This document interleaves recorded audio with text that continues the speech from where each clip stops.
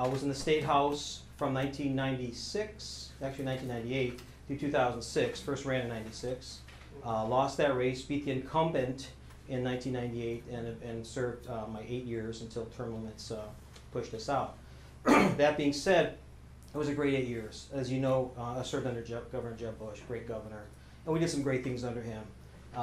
Some of the things that we did, obviously, with the tax issue, lower taxes, the voucher system, which was very important to all of us, which I supported. You know, trying to put accountability back in schools, the school testing system, and a lot of other things that I worked on a health insurance bill, which was not Obamacare. It was a true free market insurance bill, okay, that we passed, actually got through the House, and that was probably one of my most important accomplishments when I was in the House. There's still a piece of it now. Obviously, a lot of things have changed, but it was at that time. We went around the state to get input from people, you know, from constituents, from concerned citizens about what they'd want, what they need, and of course, as we know right now, our healthcare system is hopefully the Supreme Court in this next coming weeks will give us the answer we're looking for. We can start all over again, which we need to do. But I'll be happy to answer questions on that. Why am I running? You know, it was a great 8 years, had a great time, accomplished a lot, but then the Great Recession came. And probably like many of you, you know, a lot of my friends, a lot of my constituents, a lot of my patients, I practice right down the street here on 4th Street, really suffered in their mortgages, suffered in their foreclosure, suffered in their investments and their retirement. And as a friend of mine says, the world's a different place right now, and we ain't going back. And my concern is, I love Florida, I care about Florida, and I don't like the direction some people want to take it. They want to increase our taxes. They want to burden us with more regulations. They want to keep school systems the same way they are, even though they're failing our children. And they're not. And while we don't have jobs, they're not concentrating on good paying jobs. And that's why I want to run. That's why I'm running, because I feel that with my 8 years of experience, what we learned in the legislature, and with term limits, we need someone that can go in there and get a head start. It's a brand new year. There'll be a lot of new freshman legislators. Obviously, you know, new people, the lobbyists, they're always up there. They know the system, and experience counts. Experience matters right now. And so, for that reason, and a lot of others, but with that main reason, I care so much. I have 2 children. They're not children anymore. They're 26 and 21. Okay, but they are my children. I want to make the state. I want to be a good state for them. I want it to be a state where they can grow and prosper and stay here and raise a family and make a good income and be comfortable with their lifestyle, and have a state that they're proud to be in. They can travel freely, and it's not just for my kids. It's for all the kids of Florida, but also the people who are coming here. When I moved here in 1972, there were 7 million people here. 7 million, the whole state. Last count I looked, the recent census, 19 million. We're almost 3 times as big in 30 years. So where are those people going to go? What kind of growth are we going to manage? Are we just going to let it, you know, run amok? We have to have somebody that understands and loves the state, loves our environment, loves our rivers and our streams, is concerned about water, loves our beaches, and all these things we have. It's a balancing act, but those are the kind of things we have to do. My primary focus when I get there are the two main concerns is create jobs and our education system, because they both work hand in hand. There's a lot of other things, obviously health insurance we're going to be dealing with, but to me, the first and primary focus we have to have is job growth. Recently, or just the other day, Wall Street Journal said Florida is at from 8.6 to 8.4% unemployment, way above the national average, which is 8.1. So, you know, our constituents, my patients, your neighbors are still suffering a lot, and we need to do something about it. We just can't sit back anymore. We need to make a difference, and that's what I'm going to try and do. So with that, not quite 10 minutes, but thank you for having me, and I'll be happy to answer your questions. Did I move too much? Was I okay?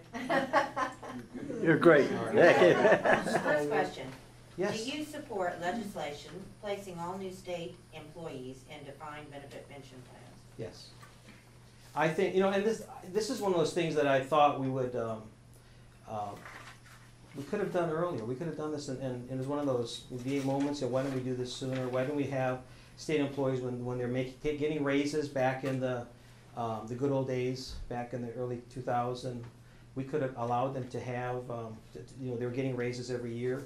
We could have had them put some of that money into their own retirement. In fact, even back then, because we had that little recession after 9/11, and we had a big surplus in our pension plan, the state pension plan, that also just took a big dive. We had surplus, so for a couple of years we didn't have to put money into it, but then it took a little dive. That would have been the perfect time and opportunity to have state employees put some of their money, about 3%, okay, as other employees do, into their own retirement account. And that would have been fine, it would have been fair, it wouldn't have been a problem, but yes, it is the right thing to do. Do you believe that environmental regulations are becoming burdensome and hindering growth, or are more regulations needed to protect the environment? I don't think we need more regulations. We have plenty on the books. We just enforce what's there. We have plenty for water, but we don't enforce them. We have plenty for fish and game. We don't enforce them. And we hear all reasons why. Okay, lack of patrols, a lack of enforcement officials. But as far as, the environment is really important. We had Florida Forever. We were buying properties and saving them, conservation for the future, which was a great program, which they're finally, again, this year they funded a little bit, or they're starting to fund more. Clean up the Everglades is a really important thing. I mean, we had the money, we started doing it, we finally got the feds on board, we finally got money from the feds to do it. It's part of Florida, we can't let that go. And so, that it's a fine tune of the regulations, but I can tell you just from my years in the legislature, regulations somehow grow. I don't know how they do, but they grow, and then they become, not only do they grow, but then there's court cases that interpret them a different way, and pretty soon then there's another regulation on top of that one. So, we did a great job back then of looking at a lot of the regulations and trying to determine which were the ones that were correct, which were good ones, which ones were duplicative, which were ancient, they should have been taken off the books, but I do feel that we have plenty of regulations. We just need to enforce the ones we have. But we need to again take a look at them. As I said, the world's different, we need to look at all of them again. Where do you get your news? Let's see, where do I get my news? My wife, my neighbors, my patients. Sometimes I read the St. Pete Times. Sometimes I certainly watch Fox News a lot. I get a lot. I enjoy their version of Fair and Balanced, which I think is fair and balanced. Obviously, I read clips that come from different newspapers across the state to look at current events. Wall Street Journal, I read a lot of that. I have to every so often, and I say this because I can only watch CNN and MSNBC for a few minutes, and then and you're laughing at me.